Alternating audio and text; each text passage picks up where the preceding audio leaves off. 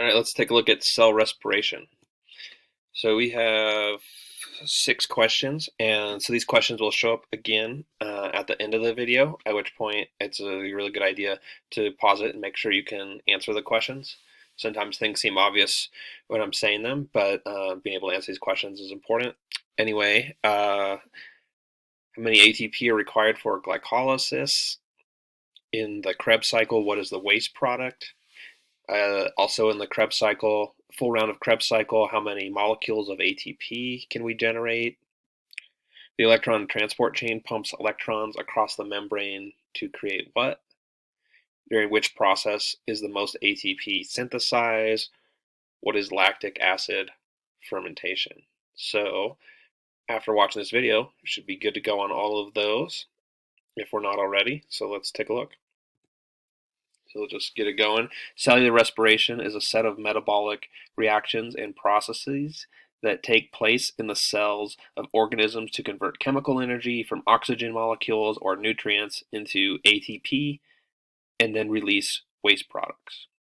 The reactions involved in respiration are catabolic reactions, which break large molecules into smaller ones, releasing energy because weak, high-energy bonds, in particular in molecular oxygen, are replaced by stronger bonds in the products. Respiration is one of the key ways a cell releases chemical energy to fuel cellular activity. The overall reaction occurs in a series of biochemical steps, some of which are redox reactions. Although cellular respiration is technically a combustion reaction, it clearly does not resemble one when it occurs in a living cell because of the slow, controlled release of energy from the series of reactions. So on top of that, cell respiration includes both aerobic and anaerobic phases. Cell respiration is overall an oxidative reaction, meaning it loses electrons and loses hydrogen. Almost all organisms undergo cellular respiration in order to have energy for other cellular processes. Oxygen is what is used during cell respiration, but not what is produced. At the end of cell respiration, a cell can yield a total of 38 ATP. Okay, so let's jump to glycolysis. Glycolysis is the metabolic pathway that converts glucose into pyruvic acid and a hydrogen ion. The free energy released in this process is used to form the high-energy molecules ATP and NADH. Glycolysis is a sequence of 10 enzyme catalyzed reactions. Most monosaccharides, such as fructose and galactose, can be converted to one of these intermediates. The intermediates may also be directly useful rather than just utilized as steps in the overall reaction. For example, the intermediate DHAP is a source of glycerol that combines with fatty acids to form fat.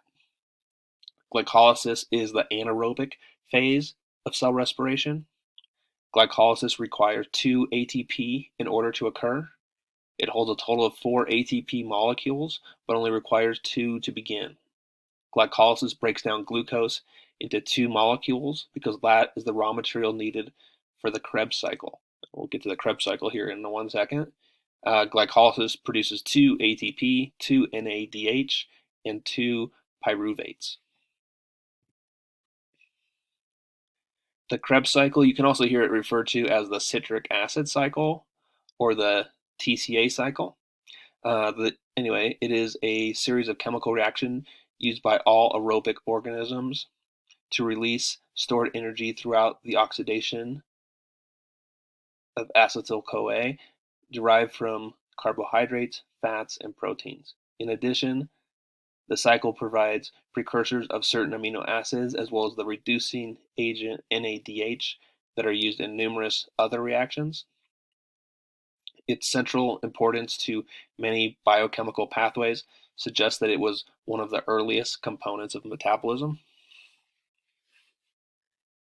The Krebs cycle occurs in the inner matrix of the mitochondria. Both the electron transport chain and the ATP synthase complex happen in the cristae membrane. The electron transport chain pumps are in the outer compartment. In the Krebs cycle, CO2 is the waste product. 2 molecules of CO2 are created during this cycle. Aerobic processes like the Krebs cycle require oxygen in order to function. Therefore, the byproduct of using the oxygen is carbon dioxide. In a full cycle or round of the Krebs cycle, 24 molecules of ATP can be generated. Each turn of the Krebs cycle produces 3 FADH, 1 FADH2, and 1 ATP.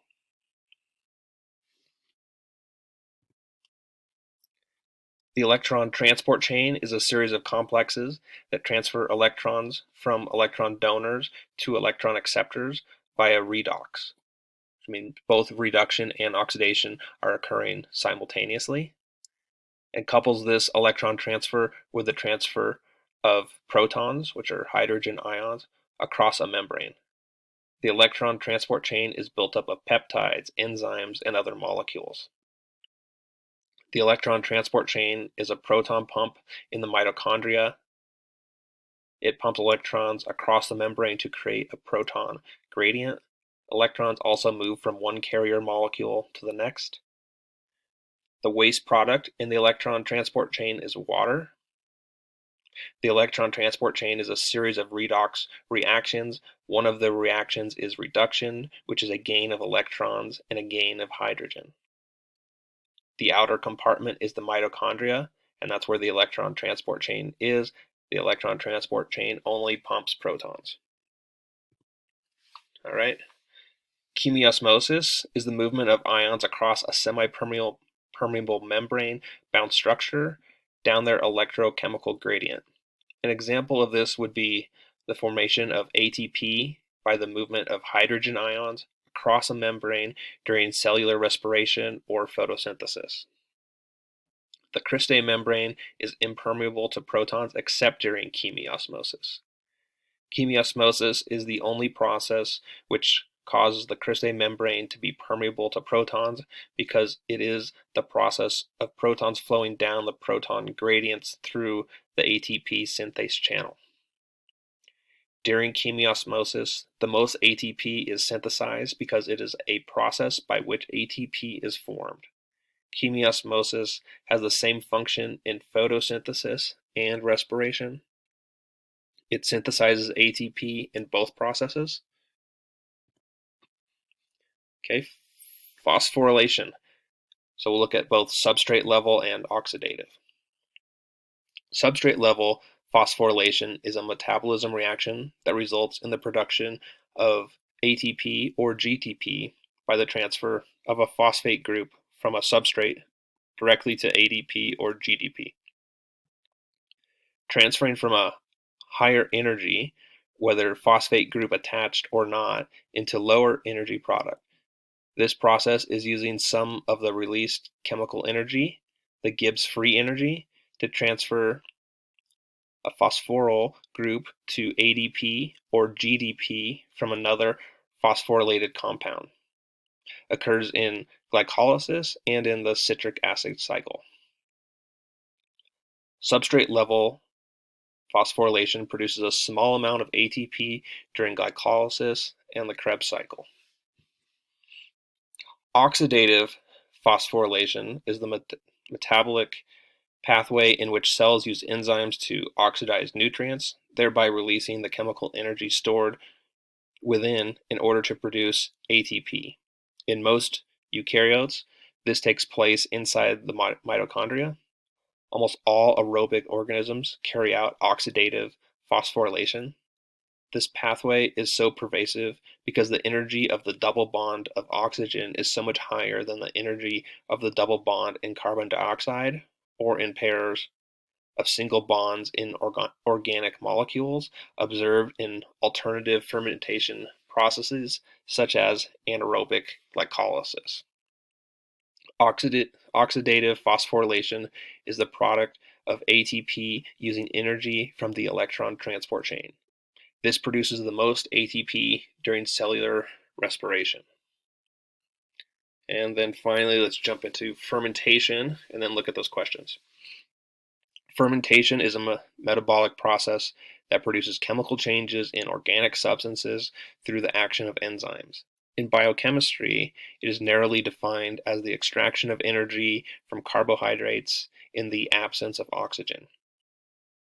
Fermentation begins with glycolysis and produces pyruvate and then produces either alcohol or lactic acid.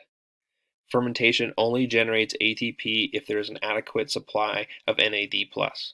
The NAD+ has to be present in order to accept the electrons.